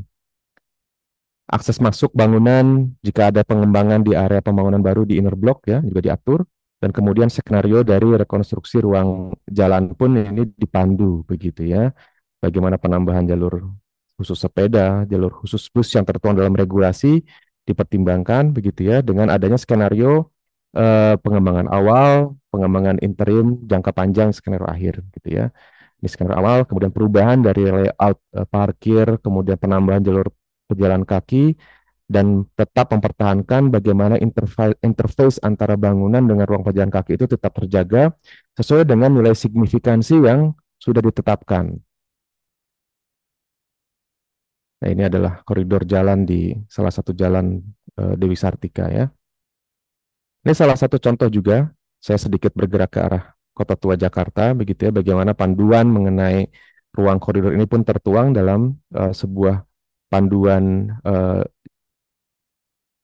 aturan himbauan ya, di sini aturan non wajib ya. Nah, sehingga ini pun terjadi ketika kita ingin mengembangkan sebuah pengembangan pada area private yang bisa ditembus oleh akses publik, gitu ya.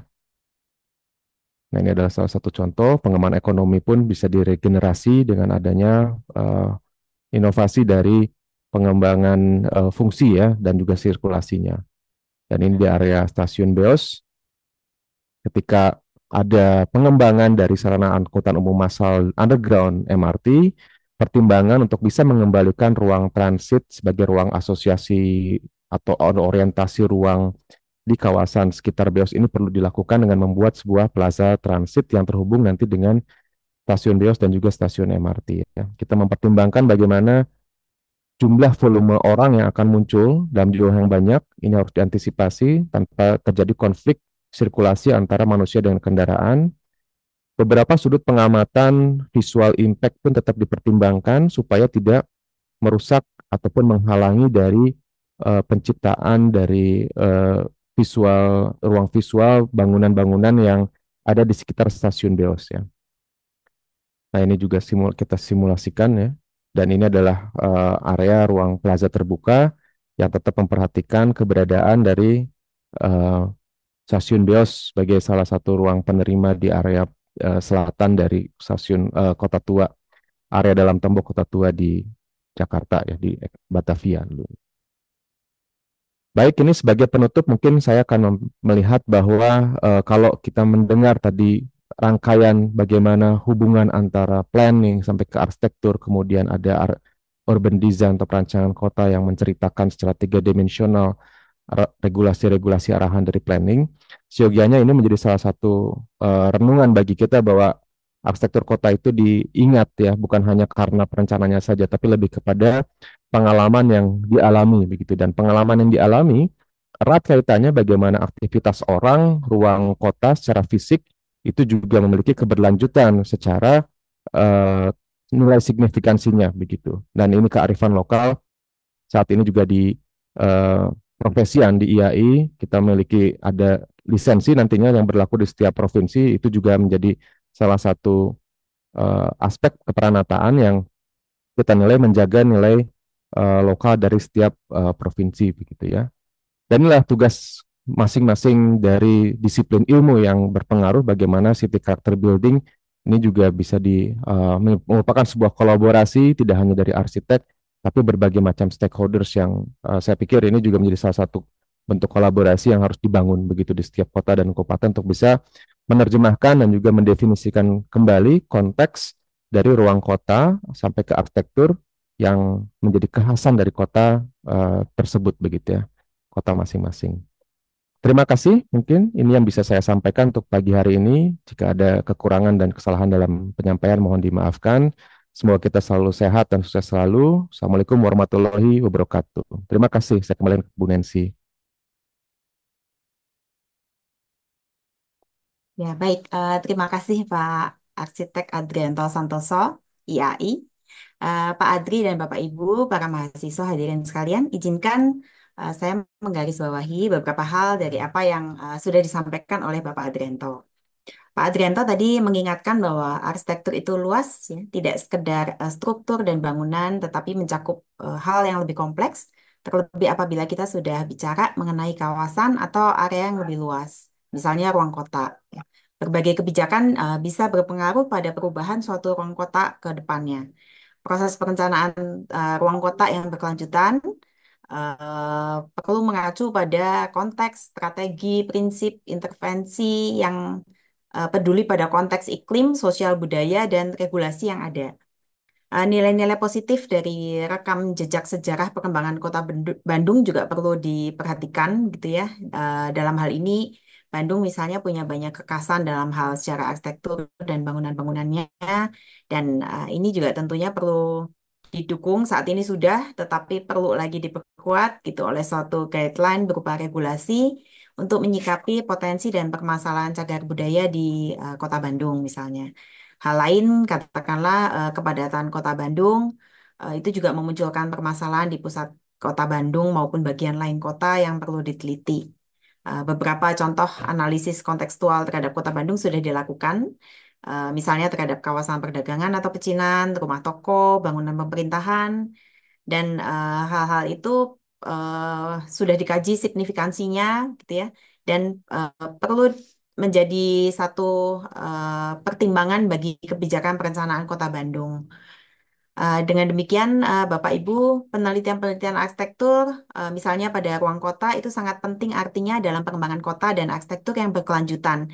Perancangan sangat perlu merespon isu yang muncul, sehingga kota-kota kita di masa depan itu dapat kita ciptakan sesuai dengan konteks atau permasalahannya real, dan kita sebagai arsitek itu bisa menjadikan kualitas ruang kota hingga kualitas hidup penghuninya itu menjadi berkelanjutan.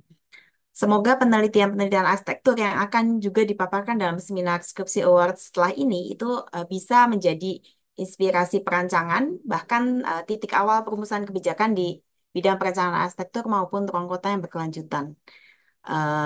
Sehingga tercipta eh, kota yang berkarakter begitu ya, more safer, livable, enjoyable. Begitu ya Pak Adri ya. Baik.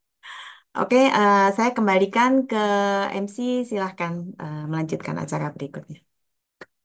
Terima kasih Pak Adrianto. Sama-sama, terima kasih Bu Nancy. Terima kasih kepada Bapak Adrianto Santoso atas pemaparannya dan juga terima kasih kepada Ibu Nancy sebagai moderator.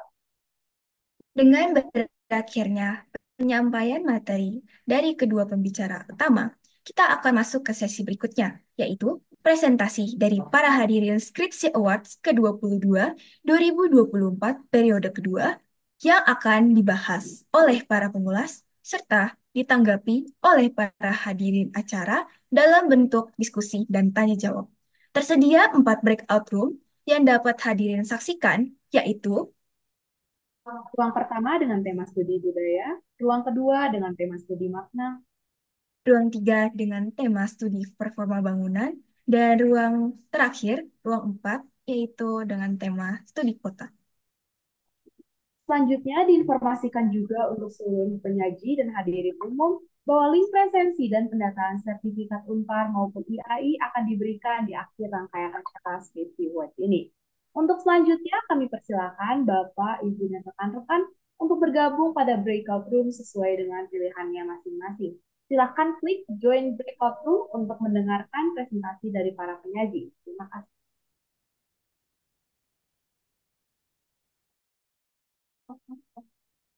Hari ini pasti pada deg-degan ya, Steph? Kalau Benar. begitu, maaf. Kalau begitu, ayo kita langsung saja bacakan penghargaan kategori metodologi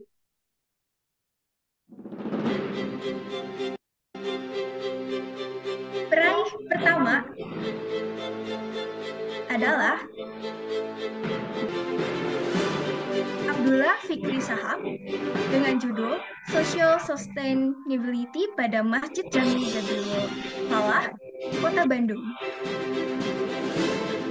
Peraih ketiga adalah Cecilia Angelia Koh dengan judul Pengaruh Desain Fasad dan Pelingkup Ruangan terhadap Optimasi Pencahayaan Alami pada Gedung Generali Tower, Grand Rubina Business Park, Jakarta. Peraih selanjutnya adalah Owen Wanjaya dengan judul Optimasi Desain Pencahayaan Alami Bangunan Coworking Space Willow Umpar, Bandung untuk peningkatan standar kenyamanan visual dan reduksi transmisi energi penyinaran matahari.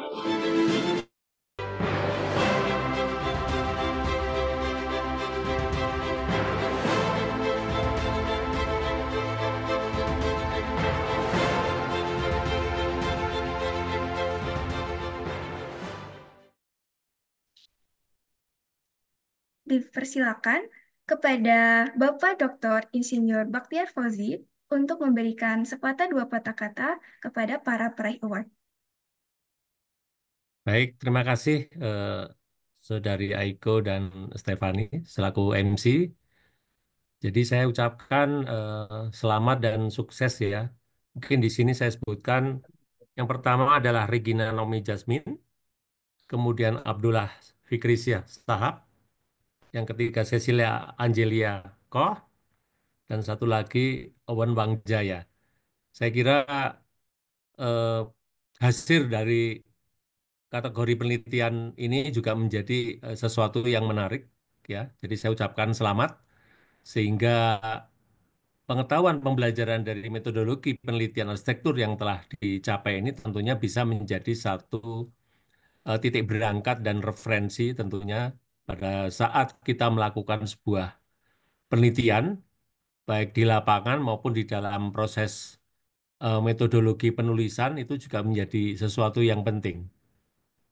Saya berharap bahwa metodologi penelitian yang telah dihasilkan ini tentunya bisa membawa satu arah ke depan bagaimana mahasiswa bisa melakukan penelitian lanjutan yang tentunya memiliki satu kajian yang mungkin secara lebih spesifik dan tentunya hal ini bisa mengantarkan satu pendekatan yang mungkin bisa menghasilkan sesuatu yang baru. Sekali lagi saya ucapkan selamat dan sukses untuk 4 mahasiswa tersebut di atas dan saya berharap ini bisa memberikan kontribusi untuk penelitian lanjutan dan bisa memberikan satu khasanah pengetahuan di dalam perkembangan lingkungan binaan lebih lanjut. Demikian, terima kasih. Terima kasih Bapak Dr. Insinyur Bakhtiar Fauzi. Sekarang kita akan masuk pada kategori kedua. Kategori kedua untuk pemenang Skripsi Awards adalah kategori konten. Pemenang pertama dari kategori konten adalah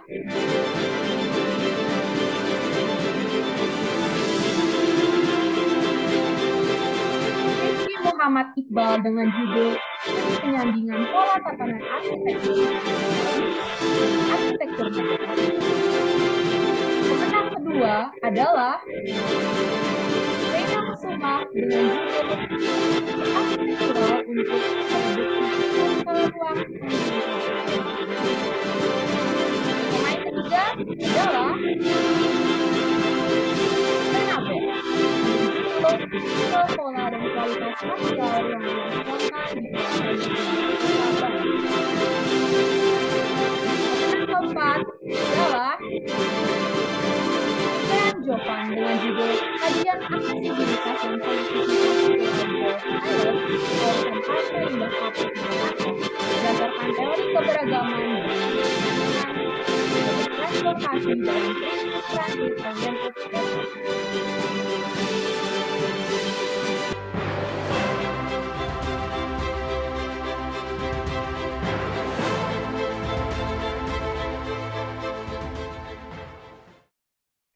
Dipersilahkan kepada Ibu Rohana Esti Pramesti STMSC untuk menyampaikan sepatah dua patah kata kepada para pemenang. Ya, baik, terima kasih kepada para pemenang konten ya. Selamat bahwa Anda memenangkan penghargaan. Jadi penghargaan atas konten ini, konten terbaik ya, ini menunjukkan bahwa Anda memiliki kepekaan, kejelian untuk memilih fenomena empiris yang menarik dan juga kreativitas yang tinggi sehingga bisa membuat penulisan dengan materi yang menarik sehingga mengantarkan Anda bisa mencapai penghargaan bahwa Anda bisa menunjukkan konten yang baik. Semoga penghargaan dan pencapaian Anda pada hari ini itu semakin menambah semangat dan bisa menambahkan kesuksesan Anda di masa yang akan datang. Sekali lagi selamat. Saya kembalikan kepada MC. Terima kasih.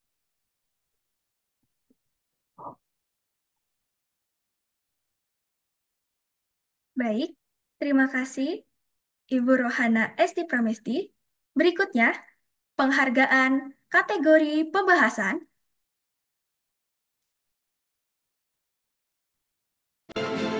Kategori pembahasan dengan peraih pertama adalah Federico Leonardi dengan judul Perkembangan Tipologi Arsitektur Candi Era Majapahit. Peraih kedua adalah Feridan Teja Surya dengan judul Studi Arsitektur Balai Kambang pada Taman Air Peninggalan Islam di Jawa dan Hindu di Bali. Peraih ketiga adalah Devin Ricardo dengan judul Strategi Desain Bukaan Cahaya dan Ventilasi pada Rumah Tinggal di Kampung Kota Bukit Jariang, Bandung untuk mencapai rumah sehat net zero emission.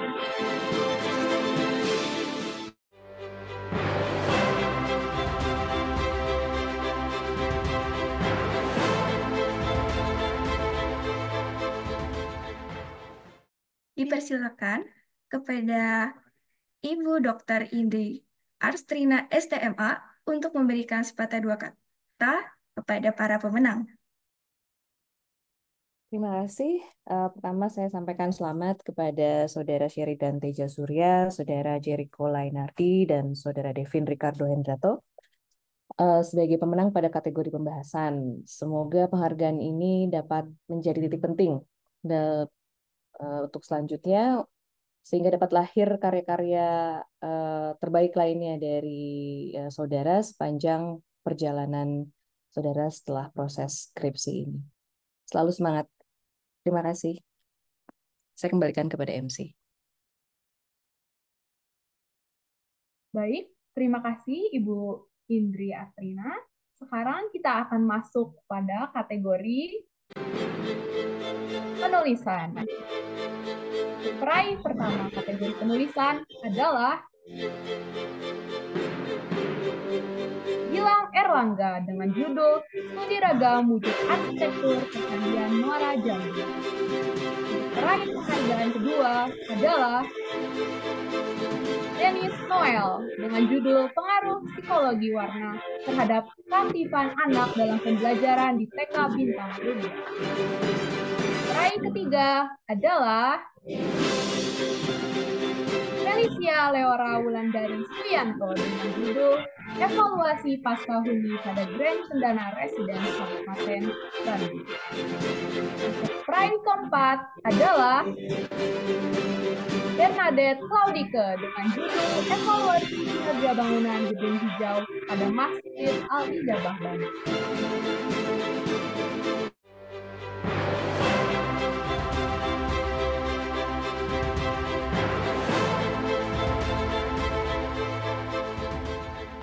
Dipersilahkan kepada Ibu Dr. Insinyur Yasmin Suryansyah, MSP, untuk menyampaikan sepatah dua patah kata kepada para pemenang.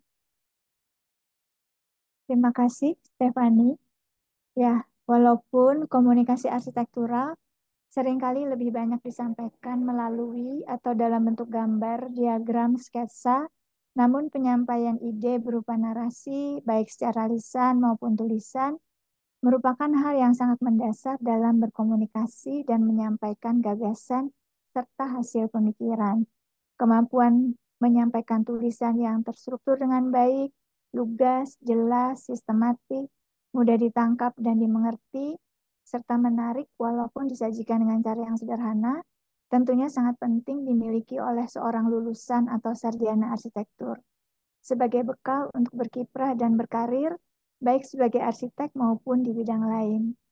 Selamat untuk Saudara Gilang Erlangga, Saudari Denis Noel, Saudari Felicia Leora Wulandari, dan Saudari Bernadette Claudike sebagai peraih penghargaan pada kategori penulisan dalam ajang Skripsi Award semester ini.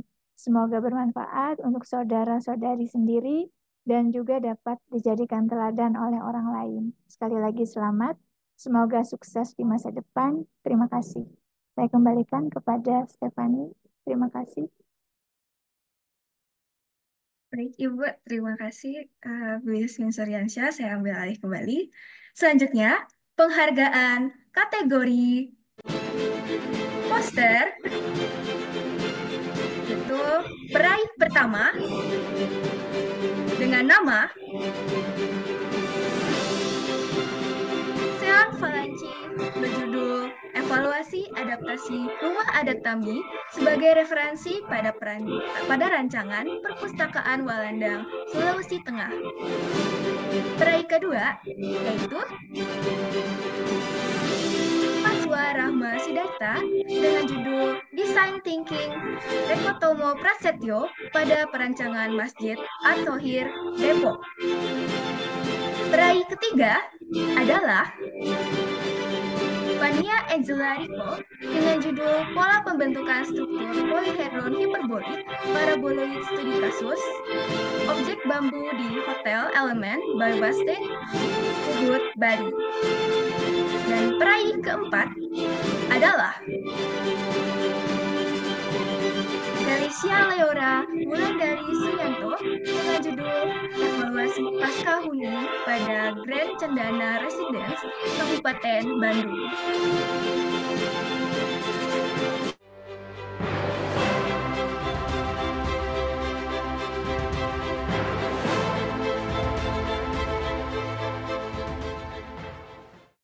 Berikutnya dipersilakan kepada Ibu Maria Orkitabella, STM, untuk menyampaikan sepatah dua kata-kata kepada para pemenang. Baik, terima kasih MC Aiko atas kesempatannya. Saya ucapkan selamat kepada para penerima penghargaan poster yang sudah sangat baik, di mana Anda bisa mengkomunikasikan hasil penelitiannya dalam bentuk poster yang dapat memudahkan untuk mengkomunikasikan makalah dan temuannya untuk mudah dipahami khalayak ramai. Hal ini menjadi penting karena untuk perkembangan keilmuan selanjutnya kita perlu mengkomunikasikan itu dalam bentuk poster maupun gambar-gambar yang mudah dipahami oleh khalayak ramai. Sekali lagi saya ucapkan terima kasih kepada Sean Valanci, Fauza Rahmat Sidarta, Fania Angela Rico, dan Felicia Laura atas penghargaan ini. Semoga menjadi titik balik untuk terus bersemangat dan berkarya, dan salam sukses buat kedepannya. Terima kasih, saya serahkan kepada MC kembali. Terima kasih, Ibu Maria Orkitabella. Baik, itulah para pemenang Skripsi Awards ke-22. Aiko, jangan buru-buru dulu dong, karena penghargaannya belum selesai sebenarnya. Masih ada nih satu lagi kategori pemenang. Wah, apa tuh? Apa ya? Kategori terakhir ini adalah kategori yang sangat spesial. Oh iya ya. Wah, para hadirin penasaran gak nih? Siapa ya yang menang? Kalau begitu, silakan Stephanie untuk melanjutkan. Baik, langsung saja saya bacakan.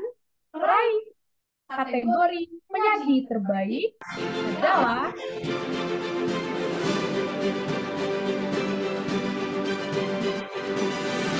Sean Valanci dengan judul Evaluasi Adaptasi Rumah Adat Tambi sebagai referensi pada rancangan Perpustakaan Walandang Sulawesi Tengah. Peraih selanjutnya adalah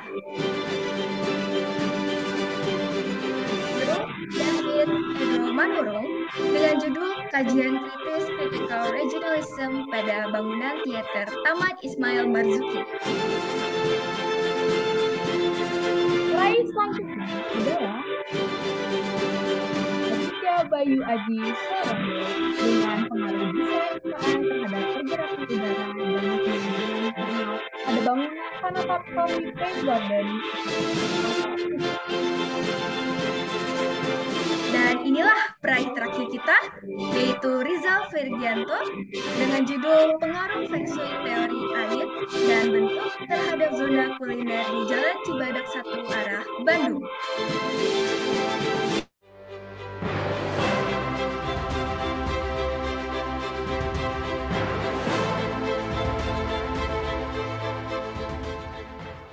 Dipersilahkan kepada Ibu Insinyur Mira Dewi Pangestu MP untuk memberikan sepatah dua patah kata kepada para pemenang.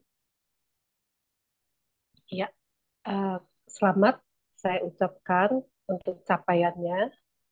Semoga pengalaman bukan selama skripsi saja, tapi selama kuliah bisa menjadi bekal yang dapat mendukung segala aktivitas yang akan dilakukan ke depannya.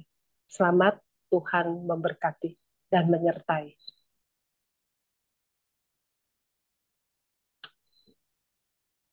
Terima kasih Ibu Mira. Hadirin yang kami hormati, itulah para pemenang dari 6 kategori. Selamat untuk para pemenang, semoga penghargaan ini dapat memacu semangat untuk berprestasi kembali dan membawa nama baik, khususnya nama baik Unpar. Dan untuk para hadirin, semoga para pemenang bisa menjadi sumber inspirasi dan pembelajaran selanjutnya. Kepada hadirin, sebelum kita menutup acara hari ini, ada baiknya kita panjatkan doa untuk mengucap syukur atas kelancaran acara pada hari ini. Doa penutup akan dipimpin secara Katolik oleh Radityo Wicaksono. Kepada Radit, dipersilakan untuk memimpin doa.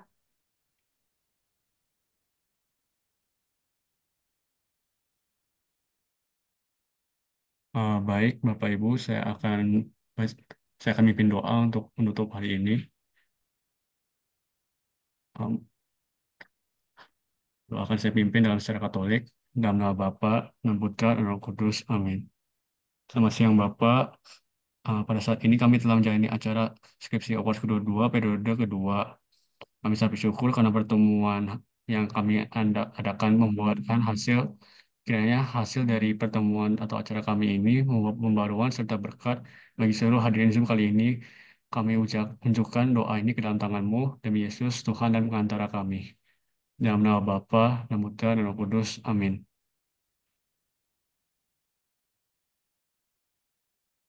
Terima kasih. Dengan demikian, kami mewakili seluruh panitia mengucapkan terima kasih sebesar-besarnya kepada Bapak Ibu pengulas, Bapak Ibu dosen, para penyaji, hadirin, dan semua yang telah hadir dari awal hingga penghujung acara hari ini.